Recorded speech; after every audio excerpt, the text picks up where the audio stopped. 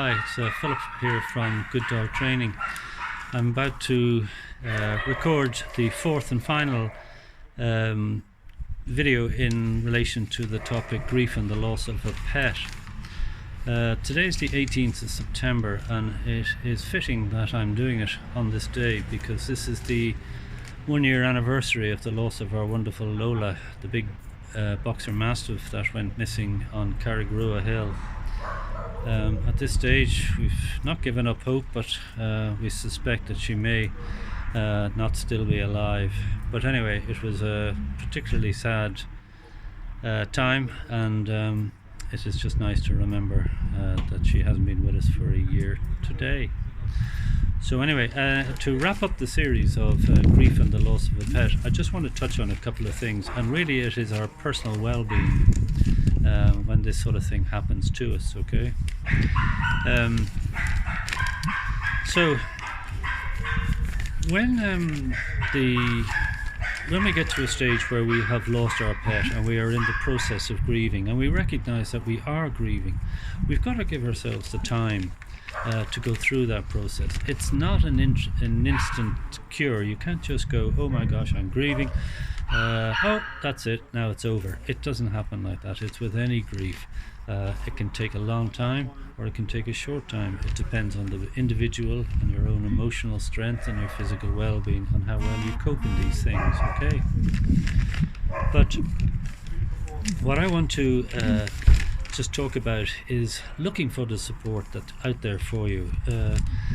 Your friends and your work colleagues and even your family sometimes may not understand how close you were to the animal that has died, and it is worth just filling them in and letting them know. Just be straight out.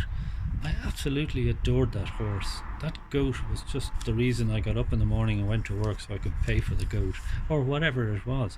Now, they may think it's a bit mad that people have based so much love around an animal, but once they understand that it's genuine what you're feeling, they will be much more supportive when the time comes to confess that you are feeling really bad about the loss of your wonderful pet. There's also the sadness. To the sadness, there's the anger that goes with it as well. Sometimes with death we always feel a certain amount of anger. I only had the dog 5 years, that's awful. I only had the horse 10 years and it broke its leg, or whatever. It's just, there is that right to feel angry, and it's also good just to feel it and let that anger just be identified, and then just let it seep away from you, okay? So, using support that's there for you, like just being really honest about what you feel, okay? I'm using my notes here now. So, sharing your emotions is the key in that area, okay?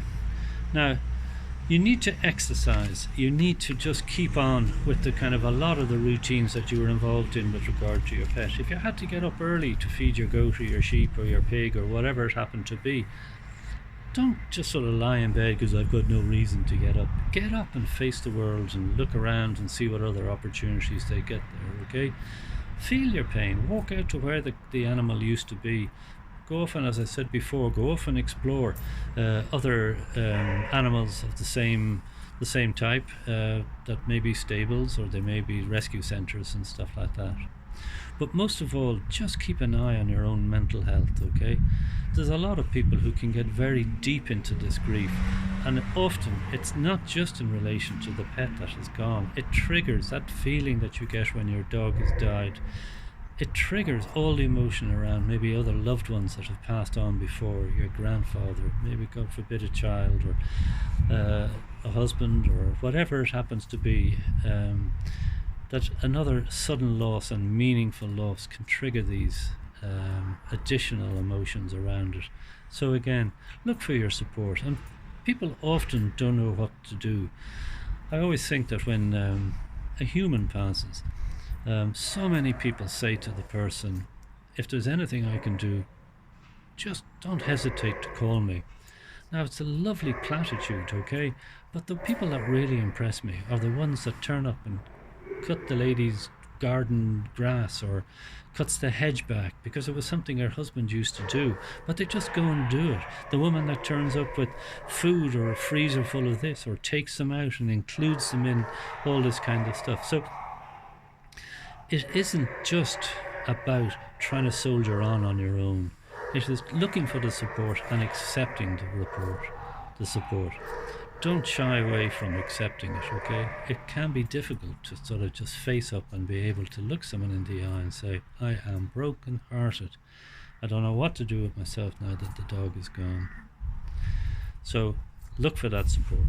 But if you are struggling, okay, you may reach a stage where you just have to admit that you're not getting past this, or you're not getting, I don't want to use the words over it, but it's not finding the rightful place in your memory box, the sadness and the grief, that it is staying with you a little too alive on an ongoing basis. And I'm talking months. I'm not talking about, oh my God, I still feel bad a couple of weeks after it happened. I'm talking about it being months down the road.